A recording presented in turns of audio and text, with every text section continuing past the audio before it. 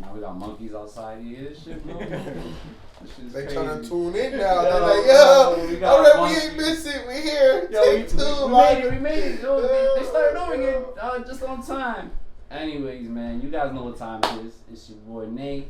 Here's my dose, episode 22, and that's a special number for your boy here. Shit. The first time we would have got this right, it would have been cool, but we didn't. But I got an artist here, Malique, and he's one of the artists from around the town that I really fuck with heavy. So that's my guest for today. And I got Adonis. I also have Chop on the Block. Back at it again, like a crack addict. Yo, chill, my nigga. You get too hype right before the games, though. Wait till later, my nigga. We got the brooms. We got the brooms. Yeah. No, we not sweeping. What am I doing? Stop playing. Anyways. Oh, that was yesterday. Man, Malik, what you been up to, bro? I've just been creating, to be honest. Creating, making music? Yes, that art. Listen, guys. This is an indoor artist. This is a person that does not pop out unless it's showtime. I do not see this guy unless I'm going to an event that's his. Or I see him I seen you at the last show. It was a hip hop event. I seen you there. Where? Brewery. Probably. What was it? It was Nowhere Studios. They had those rappers. I seen you. I think I did see you there. All those artists were there. I go there often, so. They were there. That's the only time I see him though. With other artists or doing performances. He don't really be outside like that. I don't be outside. But when I go out to shows, he's there. He's an artist. He's present, and he knows how to perform. He does R&B music that I fuck with heavy. You guys know I love R&B. So right away, I got into his music. As soon as I tapped into it, I literally fucked with it since day one. And right away, he was one of the fast ones. He was. For me, when I jumped into his music, it was some overnight shit for me from what I was seeing. I'm like, wait, he got fire music. The next couple of days, he's out here doing shit with me. No, it really was, for real. It was like an overnight, for real. So first, tell them how you started this music stuff, how you got into it. I started making music a while ago, and I'm probably gonna sound crazy, but I hear things in my head. Like when I hear things, like even when I'm hearing music, I hear things, and I even have to ask people like, do you hear that shit? Do you hear that specific ass like little hum? They're like, nah, you're crazy. I'm like, nah, I hear stuff. So like making music, I always heard shit, but I didn't know how to like communicate it like to the engineer. So I literally jumped from engineer to engineer. Like no one was understanding me. So I was just like, you know what, fuck it, I'm gonna go to school for this shit. Learn how to do this myself. I learned a lot, like I learned OD. And then I was just like, you know what, I learned so much. Like I was doing audio for like movies and video games and you made you go through all the courses? Yeah, so like I was doing different shit. That's why like my music's not, it's like very experimental, like cinematic almost. It has a lot of sounds, a lot of things going on. So like I incorporate my video game skills, my like movie skills, and I was like, I'm gonna fucking drop something. So I created a track, and name of the track, Nebulous. That's the first one I listened to. Yeah, that was my first thing. So like I was just like, you know what, the song is lit. Like I don't know if I was just being picky, but I was like, it's not ready. There's something missing. Like this the song is missing something. And it was in the beginning. I knew it was in the beginning. I'm like, yo, take everything out always. Like keep that shit empty. And I was just like for days, like damn, like what is missing in this? And one day I was just like, I'm just gonna hit up celebrities. I'm gonna just DM some celebrities. I'm gonna DM distracted celebrities. So I DM'd it to literally mad celebrities. Spam everybody, let's go. Bro, I woke up in the morning, I was brushing my teeth, looking at my phone, and I got a notification from Neo. And he was like, bro, this track's fire, let's work. I was just like, what the fuck, this is wild. Is that direct account? Yeah, direct account. So I was like, that's easy. I was like, yo, this is crazy. And it was the very next day. It was the very next day. So I had texted him probably like 6 p.m. the day before. The next morning by like 8 a.m. he responded. Oh.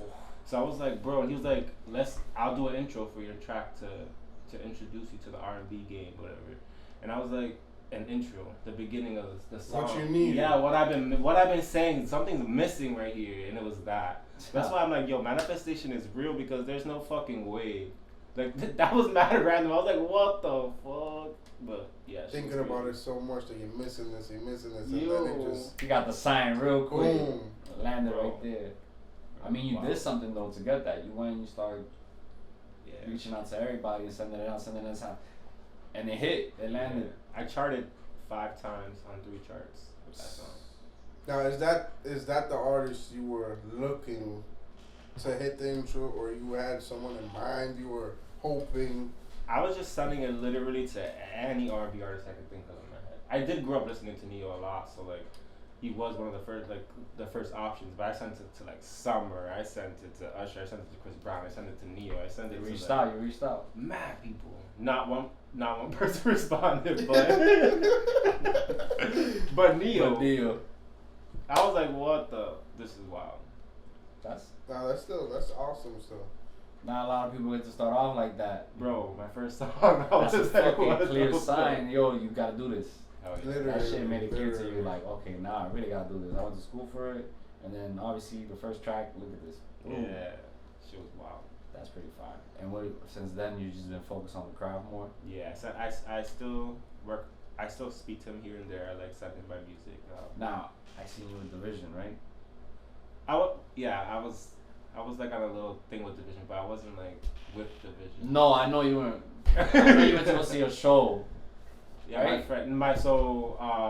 His cousin Kendi, my really good friend, she's a tattoo artist. I fuck with Kendi. Yeah, he DM'd her one day and was like, I'm like doing a show out there. I want you to do tattoos, because he was personally tattooing like his fans, like the Division sign. Oh, that's fine. So he was I seen that they were doing that. Yeah, he was like, I need someone to stencil them so that way we can move quickly. So she took me along, which I was so appreciative for. I got to meet him.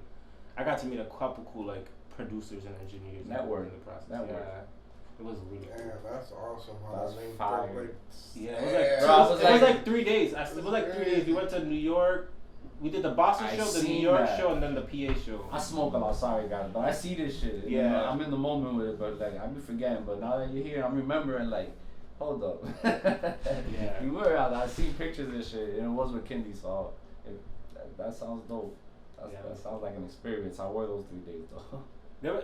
Bro, we didn't leave the locations where we were tattooing till like the sun came up. There was mad people getting tattoos every single day. Mad tattoos. And then you have to be sanitary, so you have to like unwrap the entire station for after every single person, wrap it all the way fucking back up in fucking saran wrap. Every single person. Yeah. It was like 70 sometimes, 50, like crazy numbers. Damn, that's work all day. That's tough. Bro, That's Kendi tough. put in work, huh? Some of them wanted tiny tattoos, some of them wanted some big ass ones, so it was like crazy. I mean, at least you got the experience going out there, those shows, meeting them. Hell yeah. Damn, that's an experience. By concert, how was it from 1 to 10? 10. Vocally, that man is. He goes off. Fire. I was like, yo, there's no way. He got range. Crazy live too. It sounds even better. He got range. Man, that last project they put out, I liked it. I wasn't really crazy about it at first, but it grew on me as time went. Because I didn't like the single at first, but then I'm like, you know what? It's growing on me. I didn't get to meet the producer. I didn't get to meet Daniel. Yeah. You didn't? Nah, he was like I think he was producing for, or I don't know if it was for somebody else or like for them, but he was in the studio the times that we were doing the tattoos. Word. I mean, that's an experience. You get to see that up front, because that's the lane you want to be in, and then you seeing somebody else in that lane actually doing those shows and seeing how he interacts. You get to see what it is. Dude, he's a humble person. I was in the same room with Jermaine Dupri. That's what I was gonna say. That's fine. I didn't say hi. I was scared out of my mind. Yo, bro, I'm not a starstruck nigga. I'm not a starstruck nigga. But if I'm in the room with JD, I'm gonna be like, yo, what up, my nigga? Because I was in the room with Jim Jones and Joel before. This nigga, we didn't even know Cam was there because I didn't know he was there. You didn't know? I didn't know he was there. I walked by the room like 50 times because they were having me run and get the next fans getting the tattoos, whatever. And I walked by the room and I kept seeing him sitting there, but it didn't like process. And then I kept hearing them say Jermaine Dupri, and I was like, Mariah Carey. Like what? And then when I finally Too looked, real. I was like, Too what? real. That's the biggest person in the room, Bro. That's how you know a nigga humble, bro. I was like, I'm not even going to Chilling. bother this man. No, I'm gonna let him be over there and do his thing. Bro, Like, that's I'm not that trying. man, bro. Yeah. Nah, but just to be in that same atmosphere, Dang, it gotta be like and it don't make incredible sense. shot. Like, What? oh my lord. I wouldn't be a crazy shot, but I'm gonna definitely go up to you and be like, yo, what up? My name's Nay. Oh, what up, JD? No doubt. Now he was Nice to definitely meet in his you. own little room. Keep it pushing. I got to dap him up, and that's it. At least, bro, I dapped up a legend. To me, it's different because I'm a hip hop head. So it's like I take that. I'm not gonna fan out. I'm gonna hold my composure, but I'm gonna dap this nigga up so I can say I dapped up JD. You crazy? I'm gonna wash my hands, but I dapped them up. Nah, but keeping it how you kept the energy with it, that's how you know another time. Yeah, definitely. Definitely another time. There's gonna be another time. Even with the vision, I didn't like. You never know. He probably remembers your face. You never know. Nigga, I You seen you never one know, time, bro. motherfucker. Because he was wearing glasses, right? Yeah. He always wears And a shades. hat. He was like undercover. Undercover. That's how they be. Yo, Cameron was the same way. I didn't even know. Cam was the nigga with the burgundy hoodie and the pink cleats. That's wild. I didn't even know, bro. And the pink didn't give it away for you? Damn. The pink Come cleats. on, man. You Because know pink. it's not a bright pink. It was like a dark pink. Oh, man. But then, like, we noticed there were cleats when he got on stage. We're like, oh, the nigga that was with the hoodie, man, quiet. We could have seen his face was Cam the whole time. That's crazy. We're in the same fucking the back space. Yeah. Everybody else, like, man, it was wild. That's how they be, I guess. That's how big legendary niggas be about. They be mad humble, low key. They don't want to get all the clout. But that's dope. You were in the presence of legend. That's fine. If it don't make, buddy, it don't make sense. Buddy, it's a thing, yeah. Anyways, man, let's get into some topics here. The first one I want to get into, I was watching some movie trailers, and I bumped into the Keenan and Kel one, and there's no trailers. They were just saying they were shooting. I was like, what? I seen the pictures. Listen, I'm with all the remakes. How you guys feel about remakes?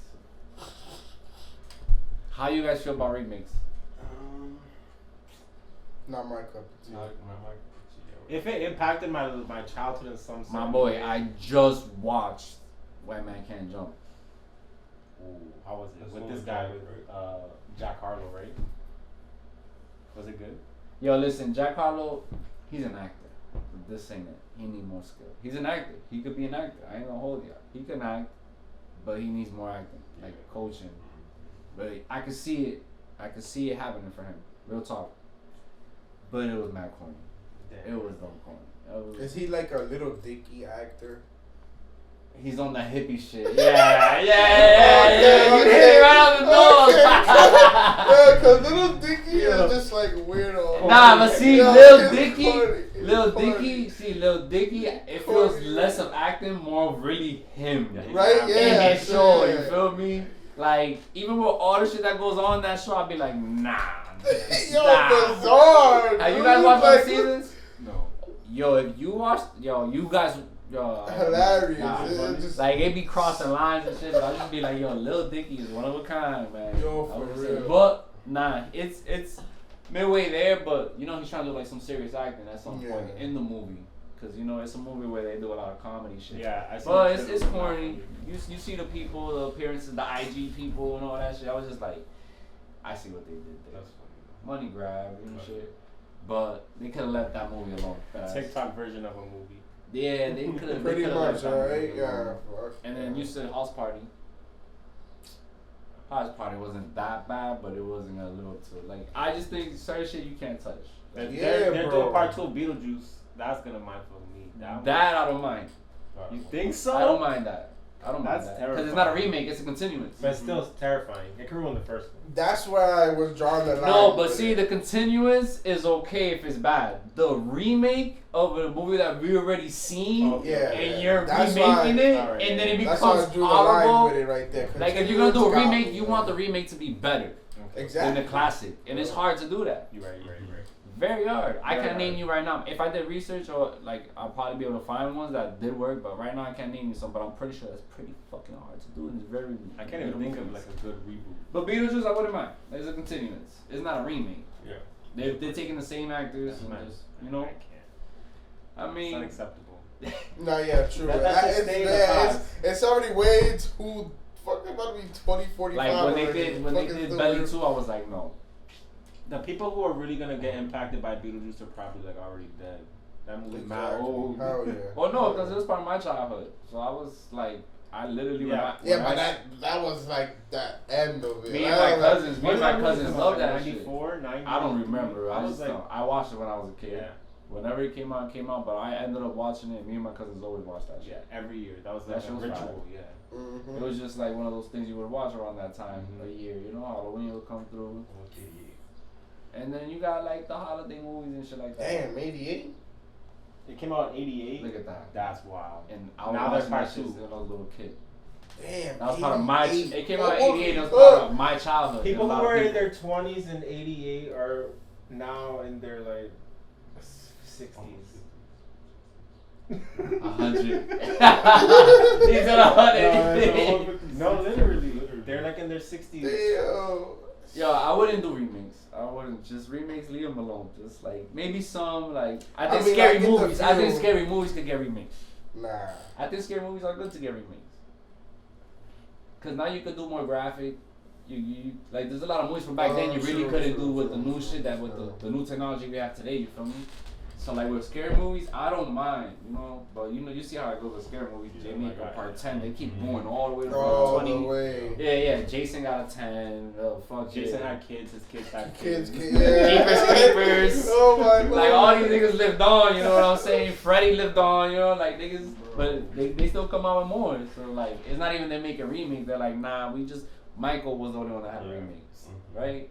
And Freddy And Krueger. They did a remake of it. I In thought like it was just another 2009, part. I think. Mhm.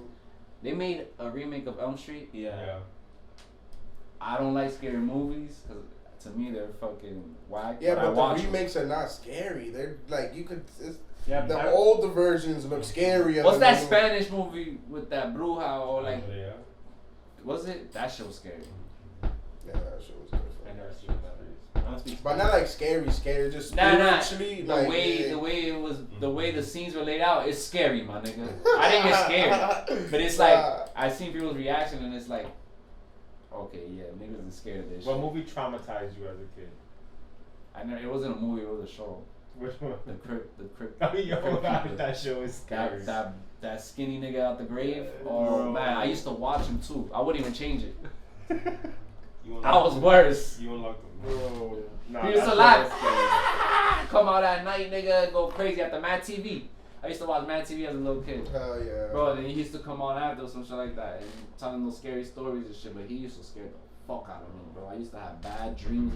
I had bad dreams and nightmares of him. I wasn't really scared. I'm not scared of scary movies. I think scary movies are whack because No, when I was little, I was terrified. scary movies, like, they don't scare me. Even when you were younger? Even when I was younger, That's I was crazy. watching scary Oh, movies. shit. But shit like that ugly looking motherfucker Now was you scary. watched it, that didn't scare you Nah, and shit I like wasn't that. Jeepers scared. Creepers I wasn't scared had me when I was a kid. terrified My from, mom like- did like Jeepers Creepers? Jeepers Creepers. It wasn't bad. That movie had me terrified. I for never liked it. my whole childhood. The Yeah, entire bro. childhood. His face was ugly as fuck. Bro. When he finally showed his face, I was like, oh, that's what he looked like. Yeah, he looked more ugly than scary. Like, oh, Anyways, I think we all in agreement when we say fuck remakes. I think we better stop fucking them shit, man. Leave them alone. And they're already making remakes of other shit that I'm like, I'm not down with. I'm not with it. Just leave it alone. But I get it. Cash grab, gotta do it. Part of the industry in the game. Y'all niggas will take something and milk it till as much as you can, fucks. Fuck y'all niggas. Anyways, let's go to another topic here. What do we have? Ooh, let's talk about some ratchet shit. I was watching Baddies. We were watching the Baddies fight. Listen, Malique just put me on to the footage that just came out a couple minutes ago, actually, matter of fact. Tommy put out footage of after the reunion putting hands on Natalie. Let me tell you, bro. Tommy shit, you heard? Fuck out of here, nigga. I fuck with Tommy all day. All you niggas talking crazy about her, Big bro. dub. Nigga, I already know you, nigga. You a stunner girl over there. You riding on stunner girl. And she got her lick too, bro. She tried to run up on her and nothing, bro. None of them bitches could touch her the whole reunion. She was standing like this on top of shit. And the security, and she was just letting them go off. Real talk. I was doing the same shit. All you bitches want to wild out, go ahead. I'm gonna stand right here. Security right here. Go ahead. Talk your shit. She came in mad calm, though.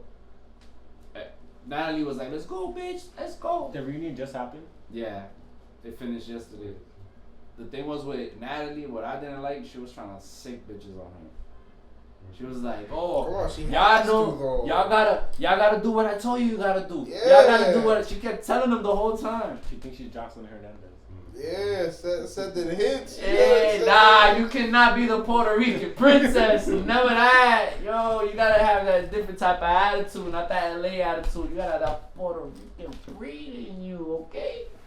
Like, nigga, she's trying to demand bitches to do shit, but you could tell in the reunion, the girls were hesitant. Like, they want to bang, and they with it, but they're hesitant. Mm-hmm. All the other bitches, Stunner Girl was the only one that was not hesitant. Yeah, because she got problems. She really wants smoke with all of them, you feel me? But then Stunner, at one point, Stunner was like, yo, Natalie, don't talk to me like that. Real quick. Yo, what I tell you to do? But that's what Natalie gotta understand. You see how Rock slapped her in the mouth? Like, yo, now everybody's gonna stand for that shit. Like, there's a certain Rock didn't show up, to be honest. She didn't? She didn't go. She's pregnant. So she left. She said she wasn't gonna show up. She left like a video. Because if she shows up, the whole time the videotape was playing, these bitches were beefing, throwing hands, and the tape is playing, and she's just leaving comments about, like, she's saying something about all the girls one by one. And she was like, you know, like, while Natalie's beefing, all you hear is her, you know, Natalie, like, I fuck with you, but, you know, you just get out of line, you usually get checked sometimes. It's a fact, bro. Like, saying some crazy shit in the background, and I'm just like, and Natalie's over here trying to beef with bitches, and I'm just like, they really didn't sit down and discuss nothing. None of them talk. The whole reunion, both episodes, is all banging. It's all hands. They let them fight the security? Security, I mean, Stunner Girl and Rolly really got the ones in. And basically, Stunner Girl at first had her, but then after that, it was all Rolly, because Rolly a big bitch. You know what I mean? Rolly gonna grab and put that weight on you, and it's game over, regardless who the fuck you are, nigga. You not getting up if a bitch like her is on you. I promise you that. And who else got the fair ones? Oh, Biggie and Stunner Girl went at it right away. First two that set it off. Girl. Stunner Girl came in, Biggie, boom, right away. Two linebackers, bang, bang, bang, ripping. But you can't even tell on that type of fight because it's like Biggie backed away, then security grabbed. Once security's grabbing the girls, everybody else got time to hit bitches most of the time. So it's like you can't even say bitches is like getting fair ones after like the first 10 seconds. Because it's all whatever that is. You land what you land with security in the way, you just get lucky. It's not even like you know how to fight. Nah. Security, they squared up with the security. Like, they don't give a fuck, bro. Like, them girls went off. The whole time they were fighting, nobody got to nothing. Rolly was the one basically like, I'll bang all you bitches. And dusting bitches left and right. I'm moving on. She went there with a mission to dust bitches. And so did Stunner, but Stunner got dusted a few times. You feel me? Because these bitches were on teams when they came. It was like Natalie with her goons, and then Stunner. So are they being dragged to East or no? That's the thing, bro. I don't even know what's going on with the shows. He just told me about Bad Baby being on the East. Yeah, that is crazy, bro. Yo, bro, this man, that nigga that owns Zeus, Lenin, whatever, that nigga is making hella guap off of all these people. Mm-hmm. I'm pretty sure these people don't even understand the amount of money he's getting off of their views and the fucking pennies they're getting, nigga. Because $1 million, $2 million contract to all the streams that man's doing is pennies, bro. Nothing. That's nothing to him to give each person on that show $1 million each, bro, at this point. He got Mayweather fighting niggas on that app only, bro. Mayweather just had a fight. I'm like, what the fuck? On Zeus? Yes. Yeah, I seen that shit. I'm like, what the fuck? I thought it was only a one-time thing. Nah, here comes another one. I was like, what the? Bro, Zeus is getting the best fighter of all time, nigga. Undefeated. Arguably the richest fighter of all time. Well, probably is the richest fighter of all time. On there. And not, you know, if he got something to do with that, he obviously took some stake ownership. Cause he ain't just gonna be doing his fights on a fucking app and nowhere else. That's pretty crazy. That's yeah, they have to pay him a pretty check for that or something. They signed nah. He owns.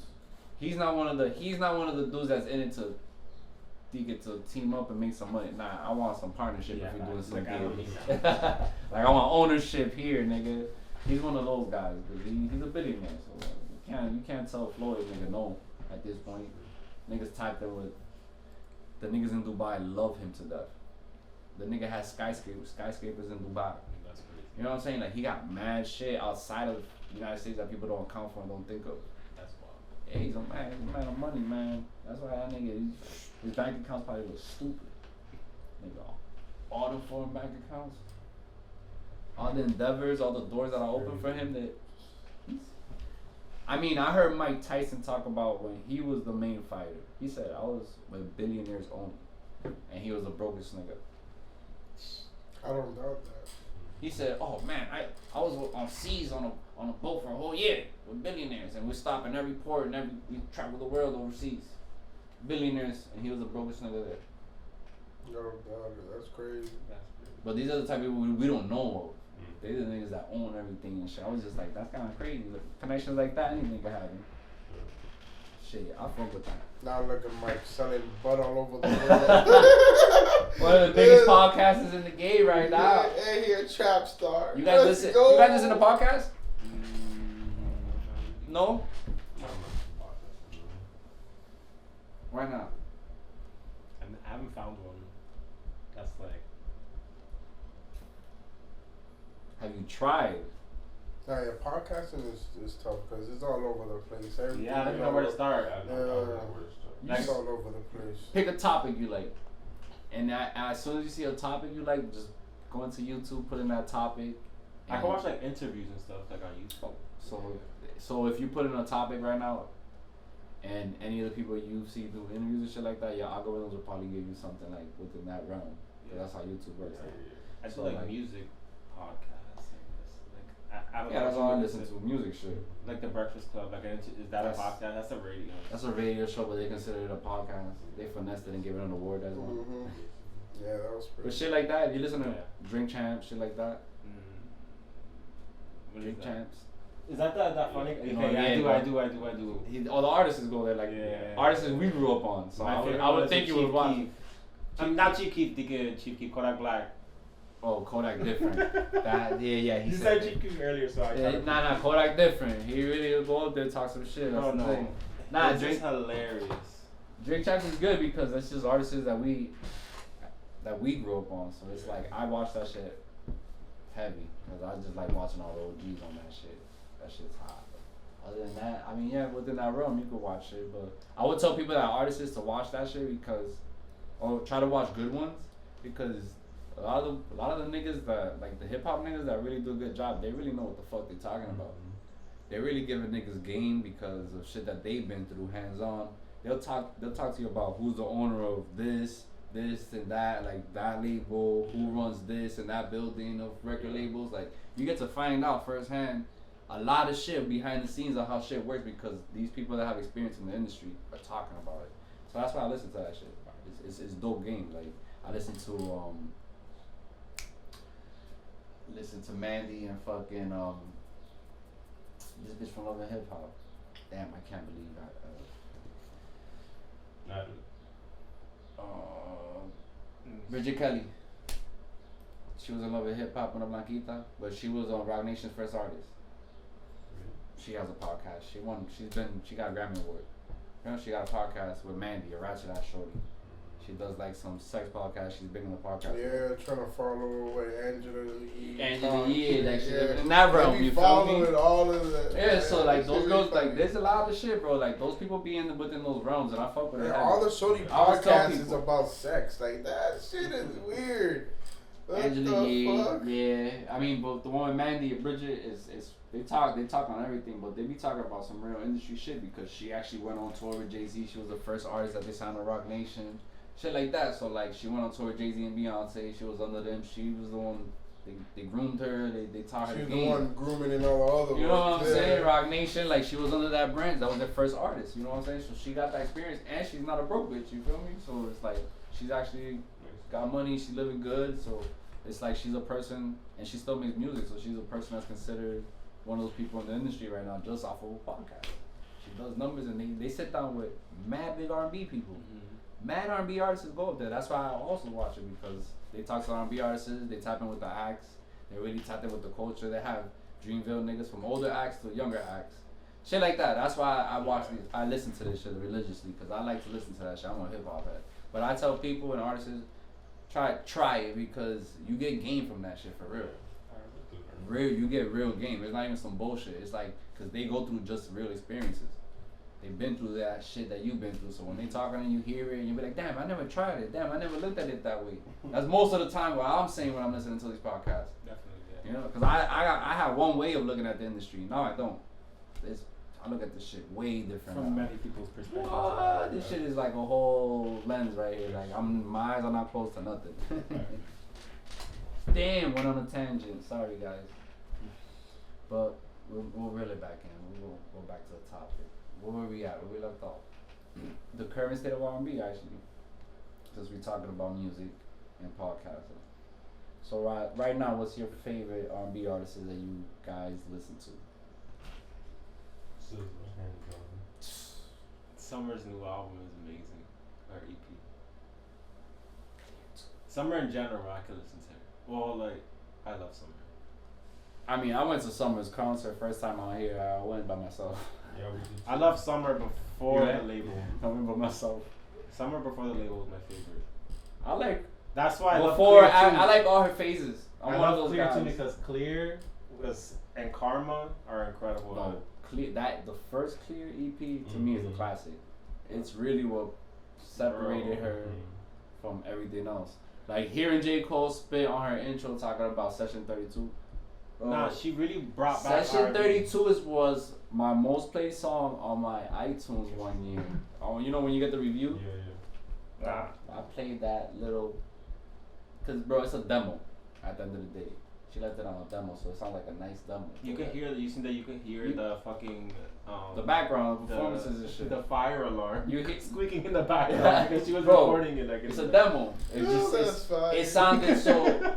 It's just the way she sounds is so good, bro. Like it's like it doesn't need nothing. It sounds in that form and shit. So like Summer, she saved R&B, in my opinion. She came in. We had some acts, but right now. No, all the guys was making R&B look. I mean, I like Lucky Day. Lucky Day. Daniel Caesar, I wrote him off for a few because he said some wild shit one day, and I was like, nah, I am not your with boy you. OK Osiris and Augustine. He's not R&B. Don't disrespect R&B. Nah, Frank. Don't disrespect. Frank. Frank's my favorite. I'm a Frank nigga. Nah, he different too. I'm gonna be honest with you guys. I didn't like Blonde a lot. Whoa. No, but listen, I didn't like Blonde a lot, right? And that's wild. And then I start playing GTA.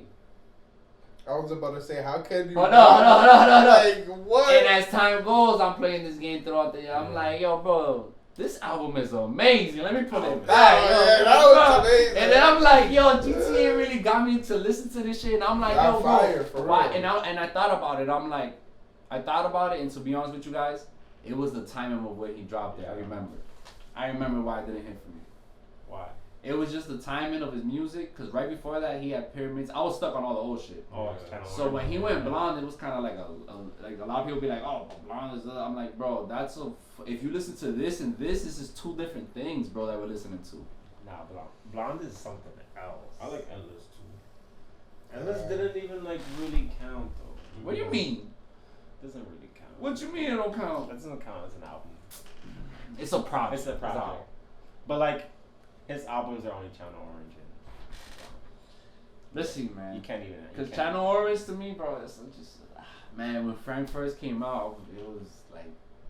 No, music in that time in general was just like a lot of that music, especially for R&B. Like we had Frank Ocean, we had Lana Del Rey, we had like artists like that were very out of the box, like doing some crazy sound. So what it was, I remember it was like they were still R&B, but they were still like alternative at the same time. They were mixing the sounds at the Yeah, they're at the alternative R&B. That's what SZA is. But at that time, it wasn't considered alternative R&B. It was just like, what the fuck? This nigga's part of a rap group, and he's an R&B singer, and then he's doing this type of music. And then you got Lana Del Rey, she's collabing doing this type of music, but then she got some other shit that sounds like straight. Cause I went through her catalog one time, and I'm like, she got some shit that's just straight alternative. Like it's just that, and it has no type of R&B like feel to it. Like I've heard her stuff, and I'm just like, alright. But then she got that shit with black folks. Everybody's like, yo, that shit fire. She was working with ASAP. But we had The Weeknd at that time too. That's when The Weeknd was at his. That's when I loved The Weeknd. Yeah, like, oh my God. So the state of R&B today, what would you, as compared to back then? Today, what do you think? The girls or the boys are running it more? The girls are running. Yeah, the girls for sure. The boys, I feel like, are making it too poppy. There are some boys that are like. We also, I feel like, there's so many branches off of R&B that it's hard to categorize properly. But like, there's different types of R&B. Like, there's the Chris Brown R&B that's very poppy, like dancey R&B. Then there's like the summer R&B where it's more R&B that we're used to, like from the '90s. Like, But I think right now, R&B is reviving slowly back to where its prime is. Hip hop is just taking over completely. Nah, I think. I mean, it's just because hip hop has all that negative tone on it. It's like that's what draws most attention, anyways. Is the negativity. So all the more people dying, that's more drawn attention. It's like I feel like so and TikTok too. Everything's about dancing right now, and these little dances, and people aren't really dancing to R&B music. They're making TikTok reels. R&B is what's doing the numbers though right now. They're doing more numbers than the hip hop acts. I'll tell you that much. The hip hop niggas ain't really doing the numbers right now. If people not really paying attention, but right now, we haven't had a number one rap album this year. We haven't. Not on the main charts, no. Has any rap hip hop genre, but we're talking about the main charts. Like we haven't had a number one rap album. Well, big artists don't drop until third or fourth quarter anyway. We're still in second quarter. Last year we had R&B number one rap hip hop albums all year round. For real? No matter what quarter. That's very strange. I didn't know that. The temperature of music is changing right now because the artists that were doing the big numbers. Notice how Kendrick and Drake and them are doing like 700 the first week, 900, 800. Them niggas is not doing that the first week no more. The 300, 400, 500 range. It's changing. SZA did the 400. All this new technology. She banged on niggas. So much new SZA's album is probably still top number one. Still on the charts. On Billboard. They try to. I think. Like her song, she's gonna stay charting. She's gonna do 52 weeks charting regardless. Hell yeah! Her prior album, I'm rooting for it. Her prior album been on the charts. I think before her it was like before Drake. Because Drake been the longest. He had his album on the chart. A Boogie had his album on the chart for like 32 weeks, number one type shit. I was like, what the? Yeah, I remember that. Yeah. That was the artist 32 one. weeks. Hey, you don't hear that. You don't that, and that's not off of a track. It was off of a whole album just on rotation. I was like, damn. But SZA, she definitely doing 52. Easy, yeah. Easy. She had too many. First of all, before she even dropped the album, she was the singles alone were they already confirmed that album was gonna be platinum as soon as it dropped. Yeah, hell yeah. She had singles. She had rollouts. Like it was just music. Yes. Like she's a different breed. The R&B, but the R&B temperature for today is just. I need the niggas to come through and rang through. But back then we had Usher, I'm cool Chris with Brown. To the shorties again because I missed that Mary J vibe. I missed but that. How many women really had that Lauryn vibe? Hill vibe. I miss all that. Summer Walker right now with Clear 2, she gave me a lot of like Erica Badu Yeah, vibes. she did. That's cool. And I fuck with that heavy. Cool. But you're not gonna get the vibe you're talking about, bro. It's gonna come out. Just let it keep sizzling up. It's gonna get there. It's gonna get there. Her is a disappointment to me right now. Did you hear that new shit? Oh my god, bro. I got so mad. I don't want that inspiring shit. Give me. Oh, that video was wild. She ain't doing R&B though. Nah, she's going for the hit. She's doing that reggae soca shit, like the Afro beats. That's what she's really going for. But that's cool. She letting it out. Yo, matter of fact, that's the topic right now. Janelle Monae. Bro, she letting it all out. She did. Bro, listen, this is a conservative woman. I've seen her in movies. She's a killer actor, first of all. Like, she's always been suited up with the fro. Like, she always been like, sophisticated, all this shit. I remember one time something happened when she went trending like a year ago, and she got mad because people were like, "Wow, you guys are going crazy over this." But if I post this, you know, it was something like revealing for her, and she had an issue with it. So then to see this right here, the flip she just did, I was like, "Wait, what happened to the woman that had an issue with people sexualizing her body and all this shit?" Titties out, yo. Free the nips. Free the nips, you heard? Yo, she went crazy. First of all, before the video came out or any of that, I seen the footage of her dancing. I was like, wait, she up there half naked. What was it, Met Gala weekend? I think it was Met Gala. Everybody was dressing up that weekend. Yeah, it was Met Gala. Yo, she was up there. I was like, oh yeah, on the bar. She was up there, and I'm like, but look at her in front of mad people. This is a woman that I've seen dressed up, like, not show body like that. In suits type shit. That's what. So I was like, wait, she look good. I go, oh, damn, bro. Like, body looks natural and everything. Let me get that. You heard? But nah, the music actually matched. I ain't gonna hold you. The song was fire. The video was fire. I need the rated R version of the video though, you feel me? I need to see that, please. BT, uncut, bring it back. I need that. But that video, the music's good. I heard it, I bopped it with a few times. I'm like, alright, I see where she's going with it. Her interview was, I seen her do an interview. She's all about free the nipples. She's out here being free and just living her life. I mean, at that age, I would do the same thing. I got awards, I have movies, I'm successful. Let me make something fun and be myself.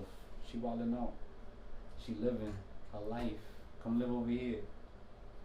Give me that. But yeah, what do you guys got in the work before we wrap up here, man? You got anything in the works? Adonis, hold up.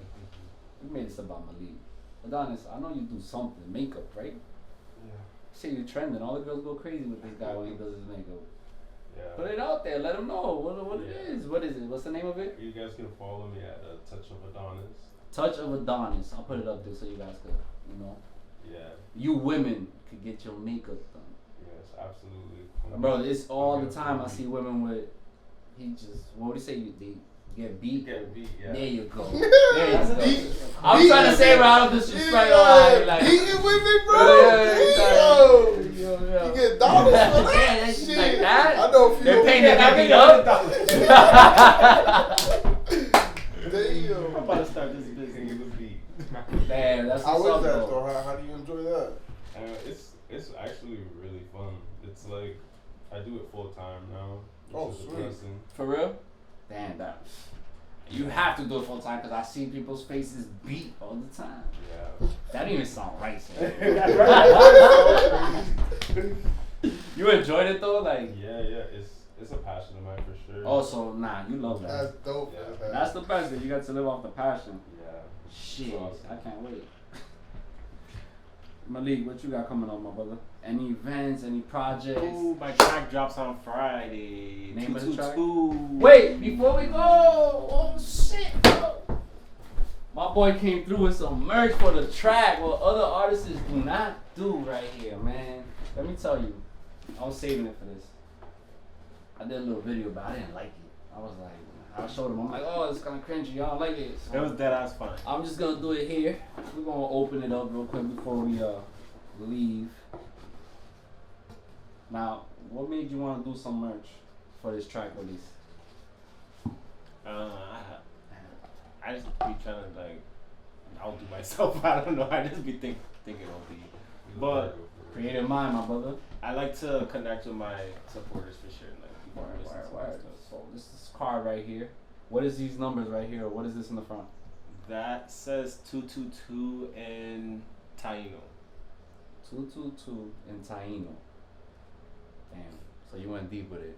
Back to our roots. Yeah, definitely. A lot of people wouldn't even understand about the Taino roots.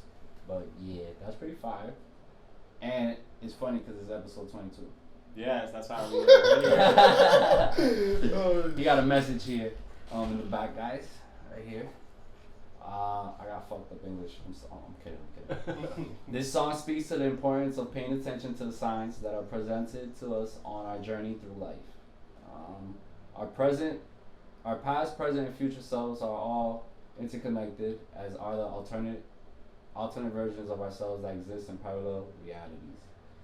Life is like a code simulation that was created by our ancestors and us.